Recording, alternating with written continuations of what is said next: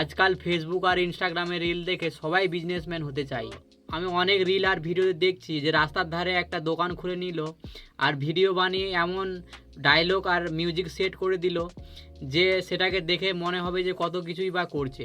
আমি তাদেরকে ছোট করছি না, কিন্তু একটা ব্যবসা বা বিজনেস শুরু করার আগে এমন মাইন্ডসেট নিয়ে শুরু করা উচিত যেন শুধু একটা সিটিতে না, পুরো ইন্ডিয়াতে ছড়াতে কোনো অসুবিধা না হয়।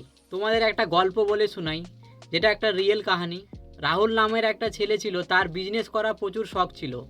তো কি বিজনেস করবে সেটা খুঁজে পাচ্ছিল না। অনেক ভাবনা চিন্তা করার পর ডিসাইড করলো রেস্টুরেন্ট বা হোটেল খুলবে। প্রথম প্রথম তো খুবই ভালো চলছিল, কিন্তু কিছুদিন পর স্টাফ আর কর্মীদের নানান সমস্যা শুরু হলো। কেউ কাজে আসে না, কেউ আবার ফাঁকি দেয়। হোটেল চালু রাখার জন্য মালিক নিজে রান্না বান্না করা, থালা বাসন ধোয়া, টেবিল পরিষ্কার করা সব কিছু একই হাতে করতে লাগলো। সকাল থেকে রাত পর্যন্ত সেই হাড় ভাঙা খাটুনি।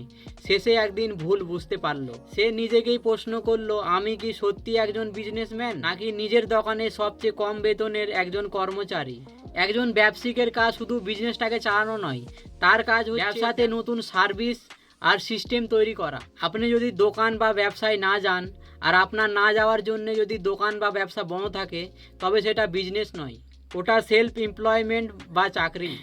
একটা বড় কোম্পানি বা গ্লোবাল ব্র্যান্ড কখনো একজনের ওপর ভিত্তি করে দাঁড়িয়ে থাকে না। তারা তৈরি করে এমন এক সিস্টেম বা সার্ভিস মালিক না থাকলেও যেন সমানভাবে চলতে পারে। তাই আপনি যদি ব্যবসা শুরু করতে চান, তাহলে ব্যবসা শুরু করার আগে আপনার মাইন্ডসেট বদলান।